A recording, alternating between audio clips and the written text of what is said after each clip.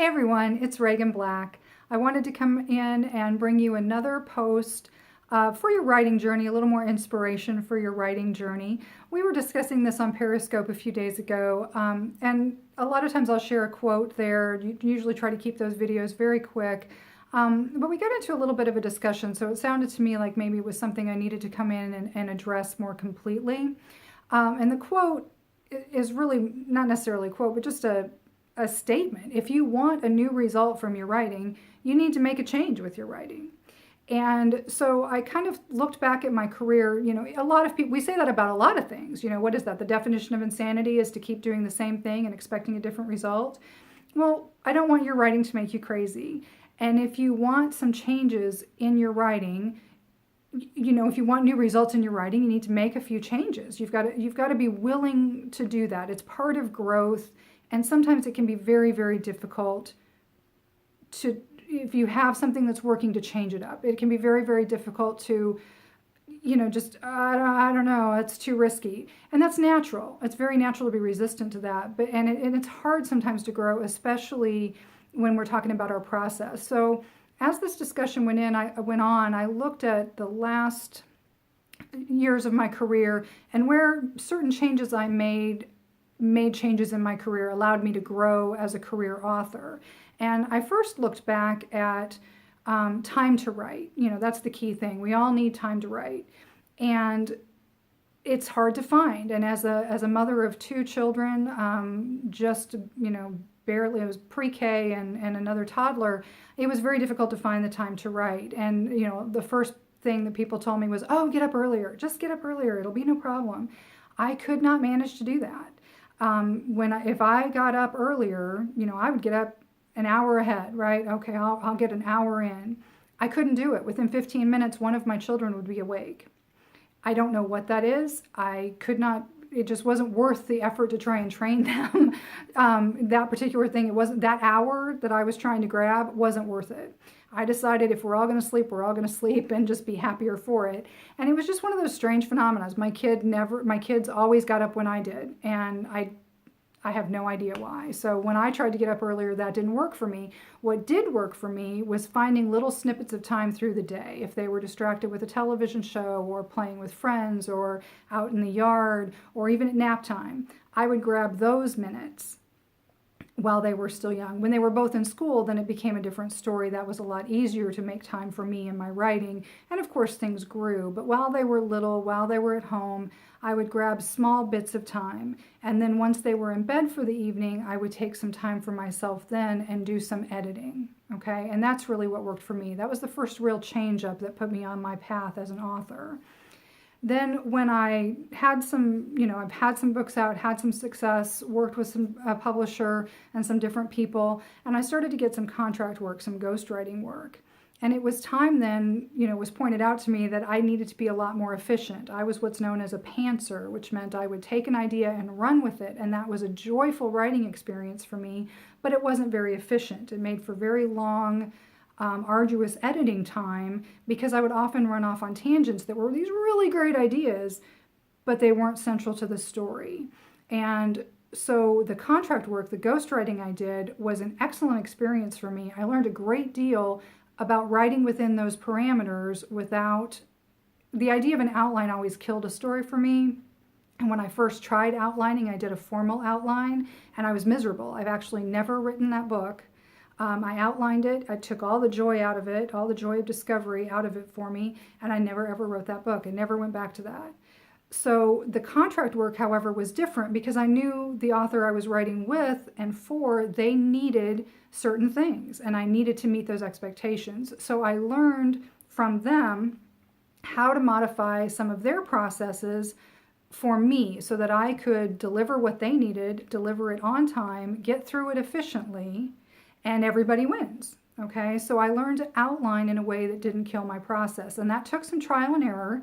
I think part of it, knowing I had to deliver those books, I think that made life better because not only did because I couldn't, if the outline killed it for me, too bad. I had to find something to go through anyway because the book was contracted. I needed to deliver it. Does that make sense? So it was just one of those things that I really think the contracting ghostwriting helped me learn how much of an outline I needed to be content in the book, to be energized about the book, and to stay on track within the parameters of the book. So that was another change up that helped me move forward to where I wanted to be as an author. Now, there's days, writing is my primary job. Writing is my day job, and I absolutely love it. But there are days in anybody's day job that are more blah than others, and it's not that I feel writer's block stuck, but I just feel sort of blasé about what I'm doing. And two things really changed it up for me there. I read Rachel Aaron's 1,000 to 10,000 book. It was how she trained herself to write 10,000 words a day. And that book is absolutely phenomenal. I highly recommend it. I will find the actual title and put it in the video description for you. But one thing that really resonated with me in that book is that she found if she was bored with a scene, if she's bored with it, her reader's going to be bored. So why write it?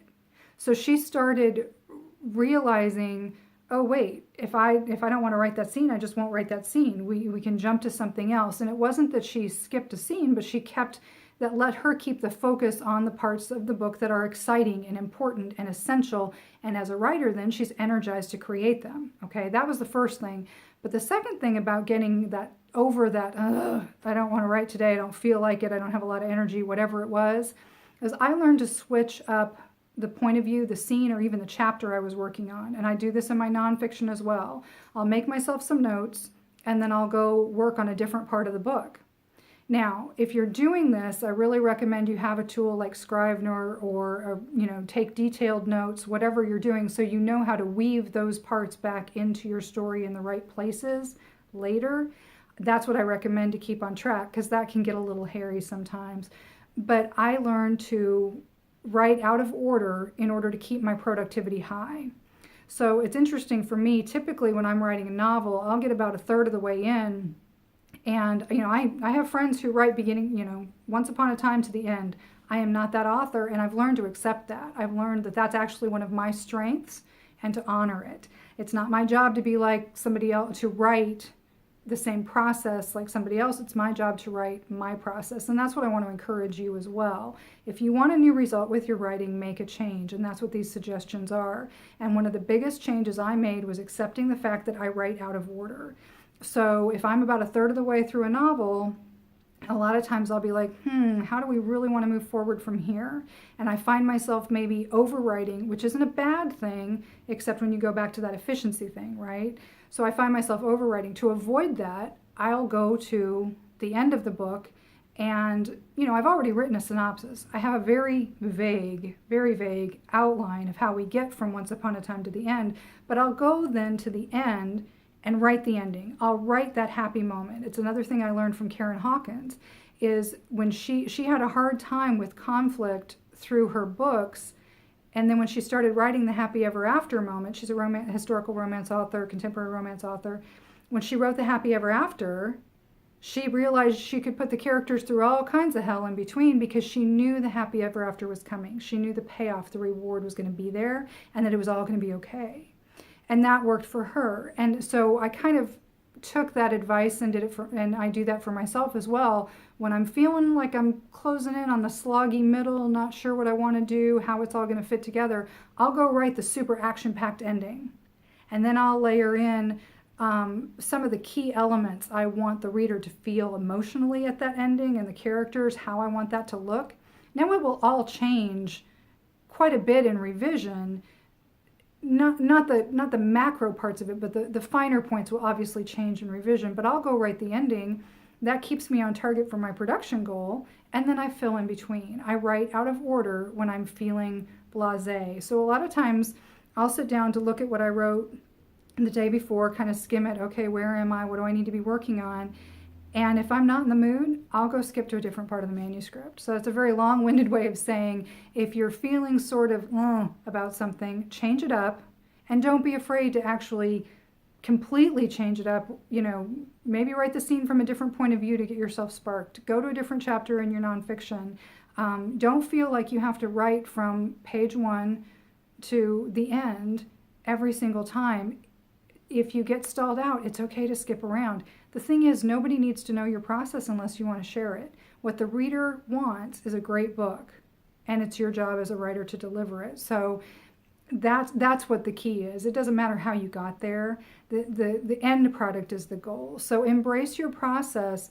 Don't be afraid to grow. And if you want any result as a writer, be open to make some changes, but also be cautious to make sure that you can work those changes into how it works for you and that it is a benefit for you. Okay?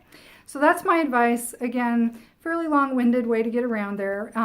My name is Reagan Black. You can find out at reaganblack.com. You can see all my books, fiction, nonfiction, what's coming up, those types of things. There's some more resources for writers there as well. There's contact information. If I can help you in your writing journey, be sure to reach out. In the meantime, live the adventure and write well.